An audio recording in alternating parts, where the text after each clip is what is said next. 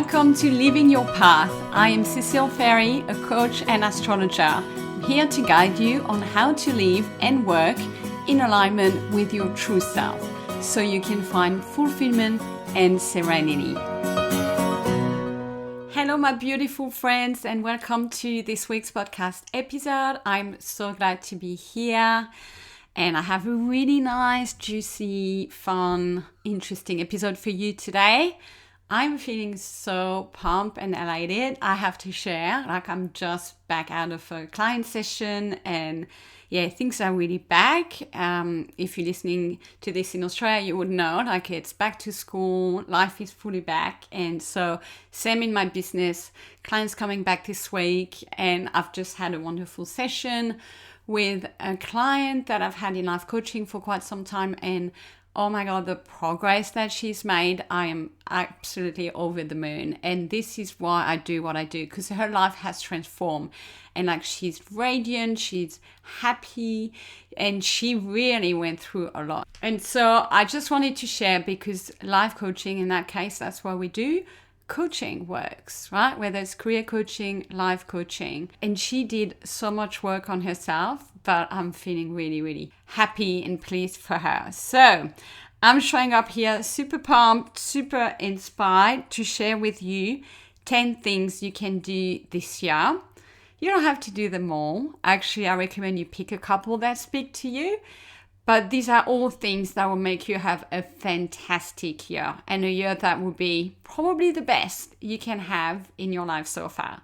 Before I get started, just a bit of an update, as I feel like this is really my comeback podcast for the year. So just a reminder to all of you that I have spots open for career coaching and life coaching. You can find the links in the show notes. And with career coaching, you can book a free discovery call with me. And outside of that, I'm obviously open for bookings for birth chart readings. They're starting to come through for the year, and I'm super excited to guide more and more of you to get to know yourself on a deeper level, understand your personality, your strength, your challenges maybe in your life, but also all your unique gifts, your potential, so you can make the right decision and you can move towards those things. And that is going to give you so much confidence yourself to get to know yourself that well. So highly recommend it. If you have your birth details, you can find the link to book at cecileferry.com/astrology. All right. So today I want to give you 10 things, because I was trying to think, how can I help you in a podcast format episode to really, how can I distill my best advice, my best lessons, and my best tried and tested tools to help you have an amazing life this year. So that if you can't do the birth chart reading, if you can't do the career coaching or the life coaching, what can I give you here already that will really enhance the quality of your life, the experience that you have, and how you feel every day. So that's what I'm going to bring you. They are different, but they are all real tools that I have tried myself that work and that I've also used with my clients. So there's a bit of everything. So see what resonates with you, and then I really recommend you pick a few. All right. So I hope that you are excited. So let me get into it.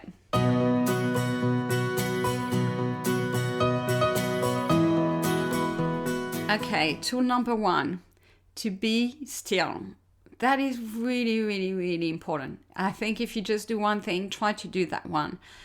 It's important you create pockets of stillness in your life. Just pockets. My recommendation is 15 minutes daily and an hour weekly. So if you want to have mini goals, that's what I would do. Because it's really important to have that mini space, that macro pocket of time where you're just sitting with yourself and you're not being interrupted. You don't have the demand of the world, of work, of the family, of the kids, of people. You don't have your phone, and you can just be with yourself. The world is in absolute crucial need of that. And you have to really create that, because it never happens in the world that we live in. We have constant noise, interruption, activities, things. It's just when we sleep, right?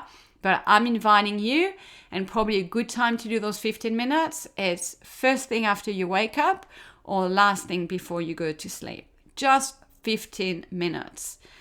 Ideally, do it somewhere in a spot where you feel good, comfortable, you're not going to be interrupted, and just be. And like you can have a cup of coffee, a cup of tea. Like for me, I meditate with a cup of coffee every morning. These are my 15 minutes. And my daughter knows.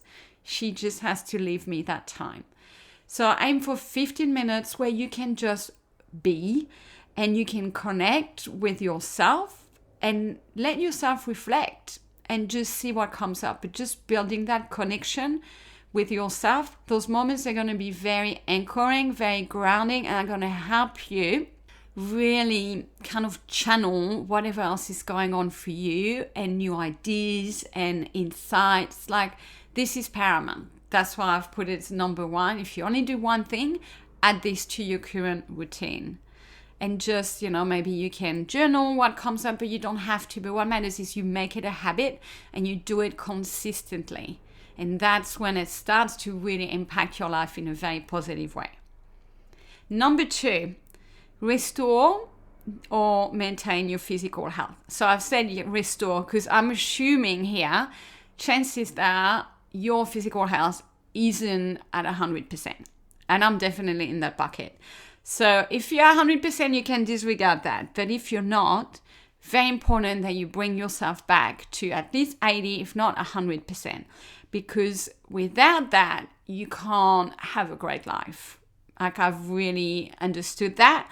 So I'm talking here about your energy levels. So particularly if you're at high, like you do need to get yourself back to a place where you have energy. Without energy, you can't get anything done and you won't have your best life. Impossible. So you need to feel well and you need to sleep enough or well enough. And you also need to attend to any kind of things that have been lingering on the physical front, whether they're pains, they're aches, they're wounds. Like, does anything need to get sorted? Because trust me, those things, because they're there every day, they kind of chew your brain a little bit every day when you're constantly reminded of them being there and you want them gone. So that's why it's number 2. Restore your health. Deal with what you have to deal with, make appointments, like sort stuff out and restore your health. If you are really not feeling good, like find a good practitioner, do some tests and find out what it is that you need to restore a healthy energy level. It is not a luxury, it is a normal thing to have. Number 3, eat a frog every day. So here I am going to challenge you a little bit. I didn't say the 10 things were going to feel amazing, but this is good for your growth. So, and I've learned that myself. So every day, pick one thing that you don't want to do that feels a little icky and do it. Eat your frog. You can do it first thing in the morning. But your brain won't want to do it and it will do anything to convince you that you don't need to do it or it's not the right time or you do it tomorrow, yada, yada. And I'm telling you, no. You decide and you do one thing. It doesn't have to be big, but it's something you've usually been putting off, something you don't want to do, and you just eat that frog. Whether it's paying some bills, it's organizing an appointment, it's doing an email you don't want to do. All those niggly things that are on your list or that you don't really want to do because they're not exciting, they're not a holiday. But the thing is, when we do those things that we resist, when we do those things that we're afraid of, we grow. And I guarantee you, if you do this every day, your life this year will be different at the end of the year than what it was last year. It has to be. Because otherwise, it's going to be status quo. You're going to keep going the way that you do. So by forcing yourself a little bit each day, it's like, what is it going to do? It's like take the bitter pill every day. And then once it's done, you don't have to think about it. You get on with your day.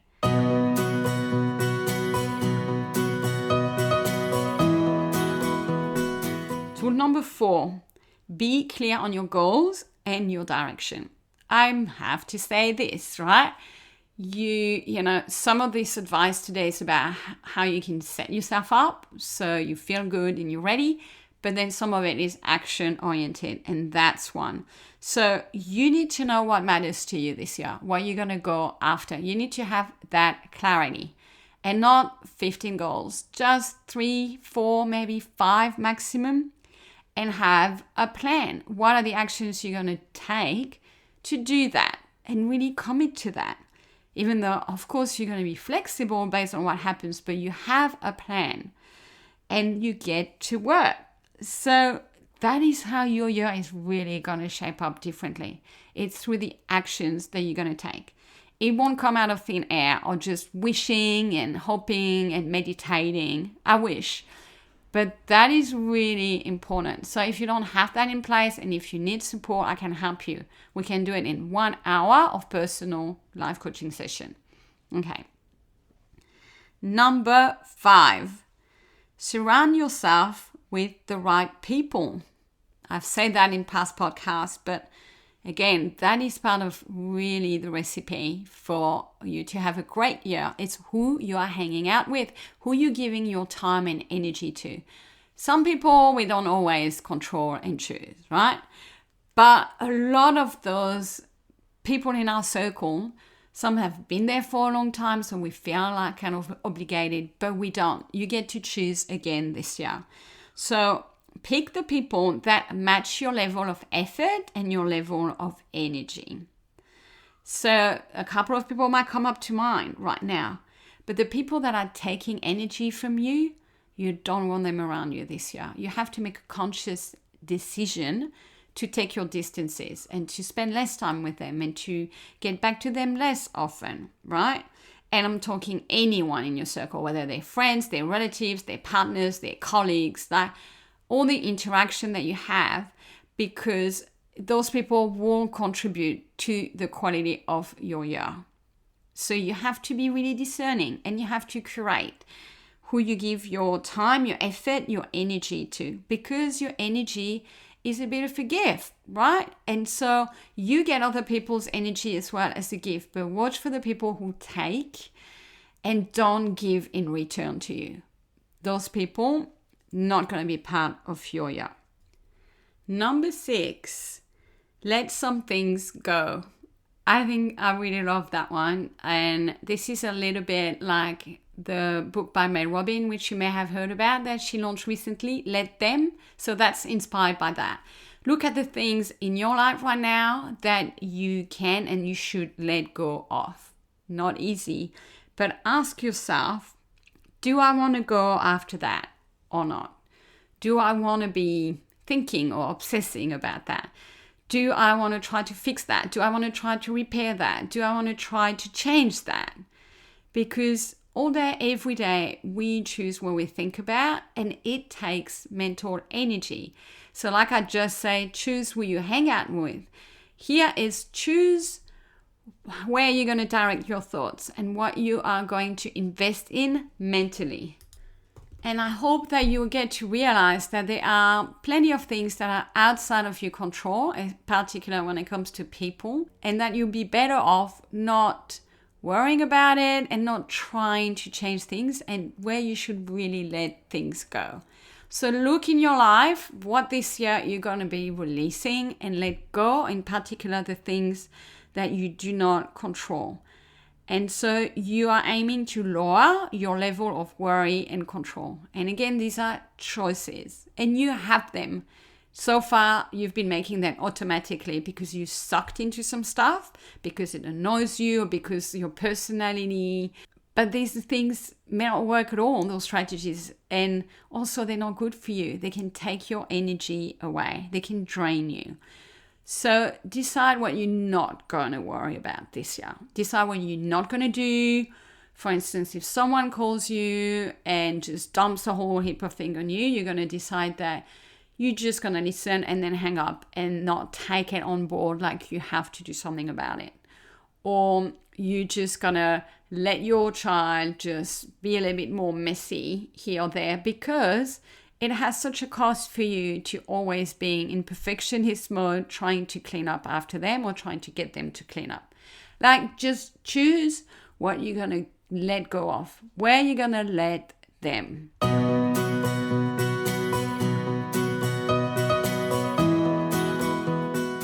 Tool number 7, say no to what doesn't work for you.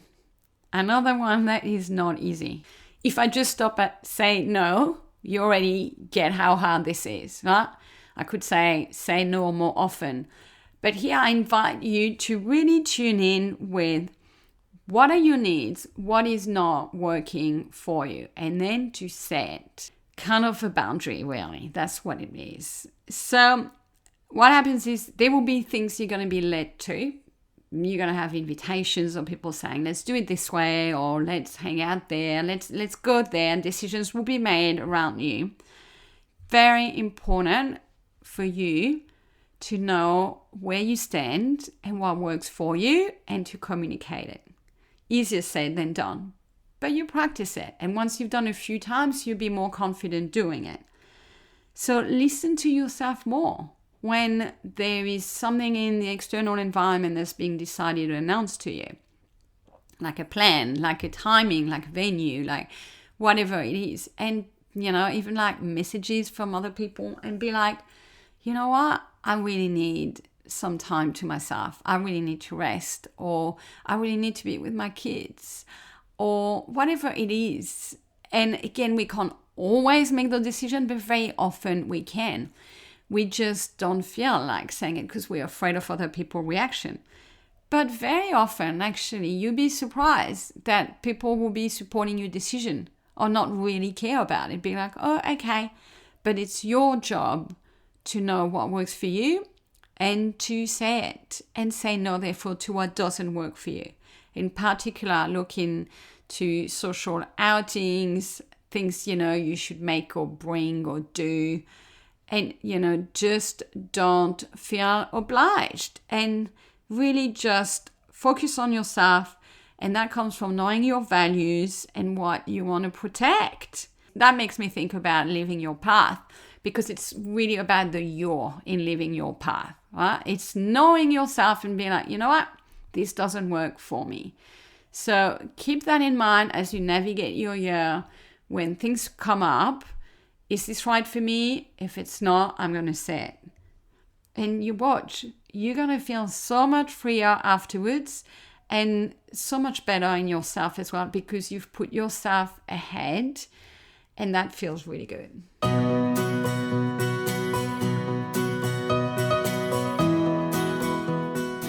Number 8 is a controversial one, and I would say not everyone will follow me here, but some of you will, and I really like to bring you such a variety of tools because that's what I do in my own life.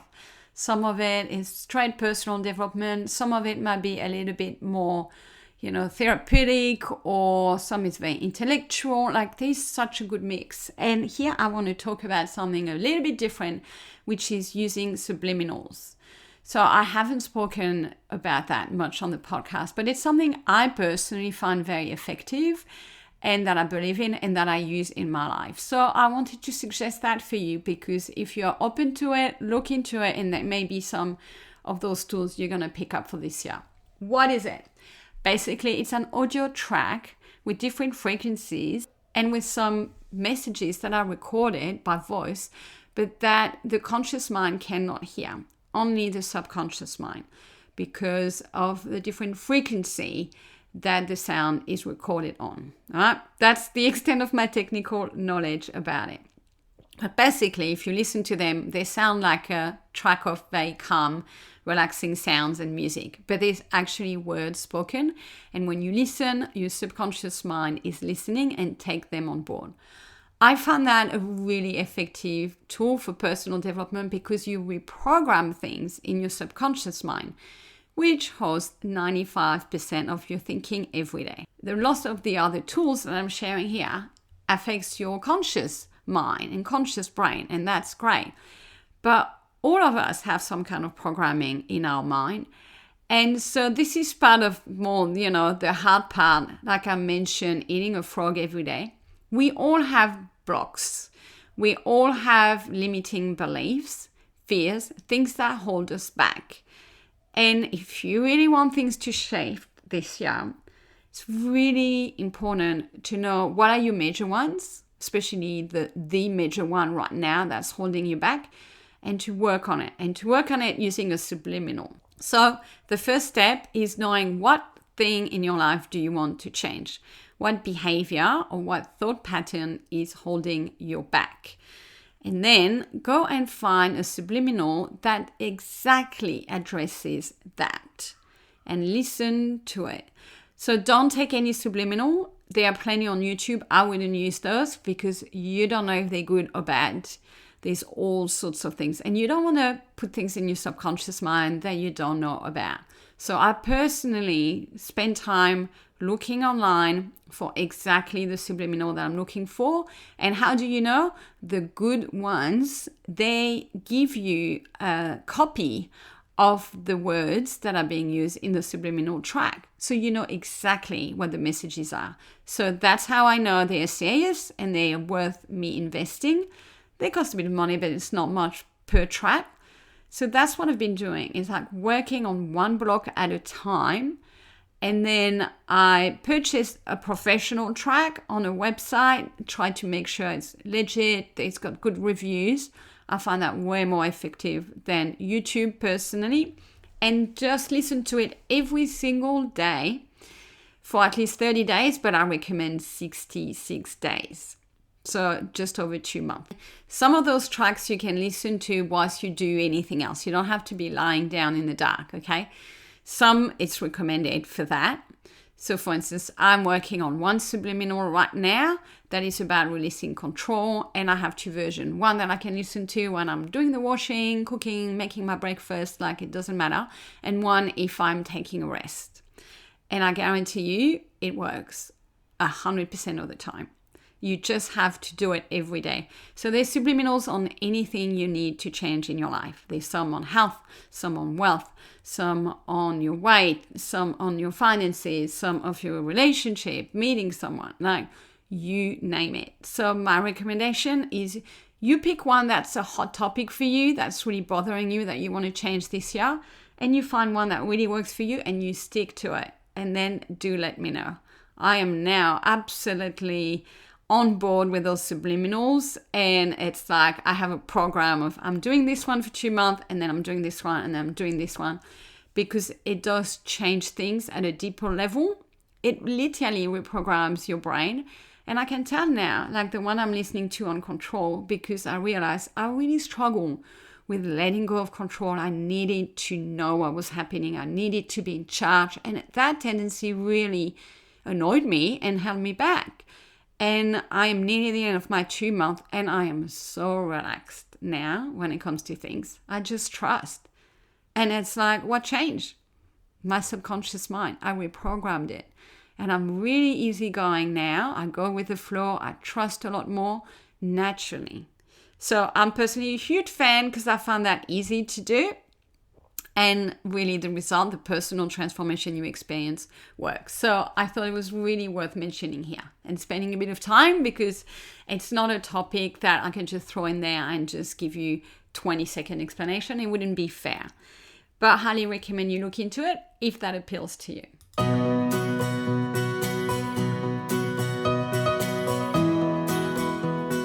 Okay, I've got 2 more. So the next one I'm actually borrowing from a coaching client, and I have her permission because I loved her expression. And it is to come up with your tablespoon list. So you know how there is a bucket list of things that we should all want to achieve. And that woman I work with, she coined that term for herself. She was like, I don't feel like having a bucket list because it feels big and too much, and like, you know, you are going to achieve all these great things. And she said it can feel a bit overwhelming, and also like I'm not ready for that, and I don't have the time and the energy for that.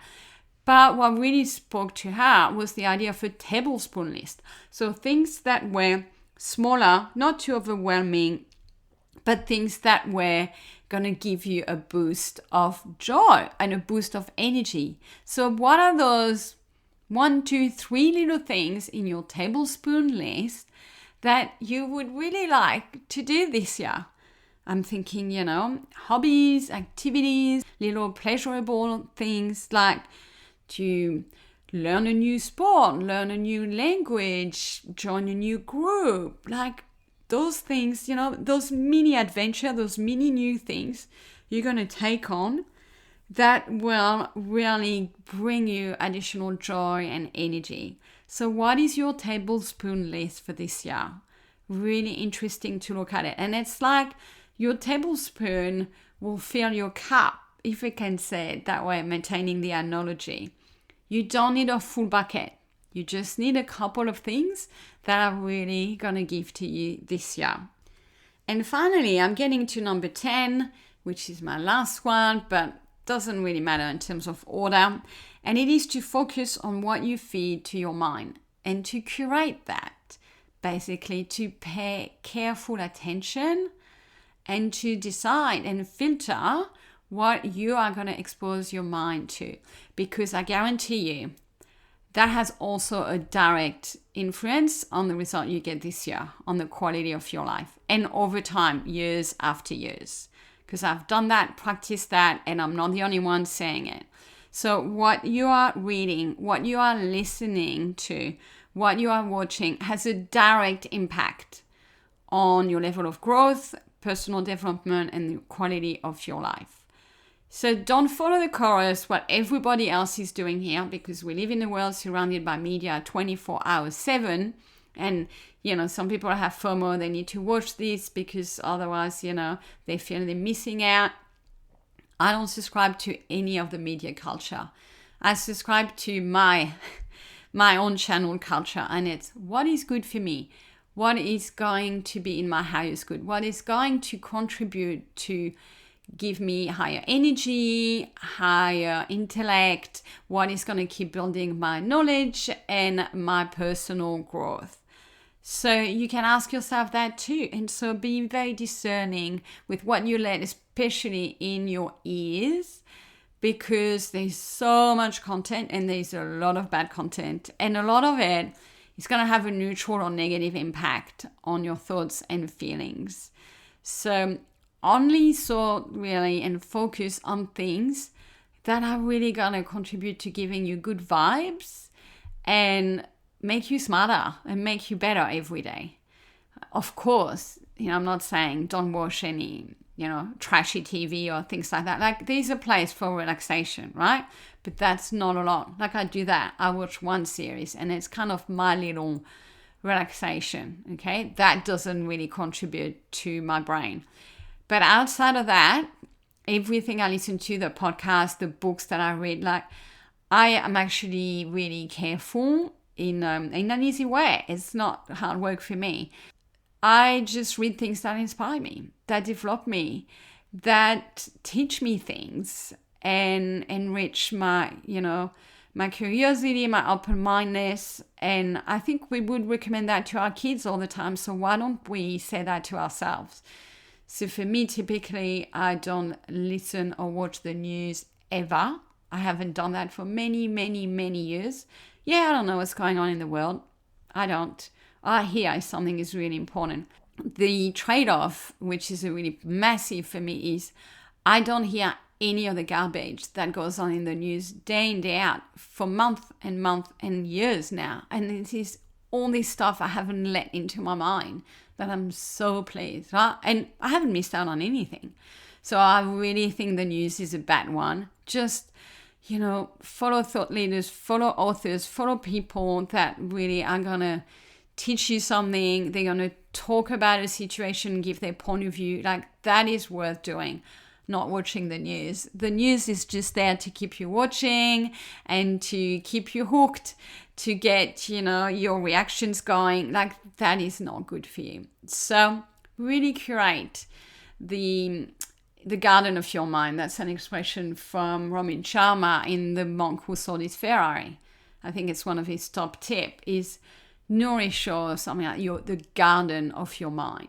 So look at it like it's a fertile place, and what are you pouring into it?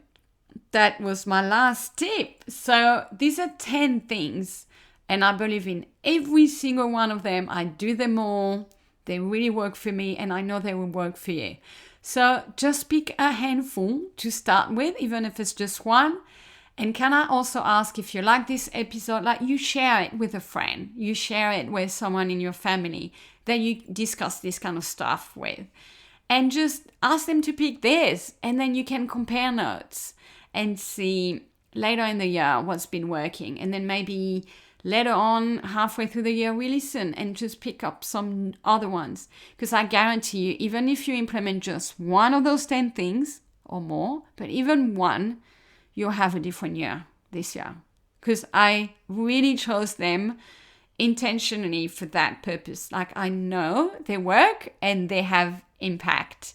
So pick whatever works for you and let me know the impact it has. And if you want any recommendations, if you have any questions on anything that I covered today, just send me a DM on Instagram at Living Your Path. All right, my friend, it was a pleasure being back and sharing with you some deep and exciting inspiration for the year. I can't wait to see how you implement all those things into your life and see how you thrive. Take care, everyone. I will speak with you in the next episode. Bye for now.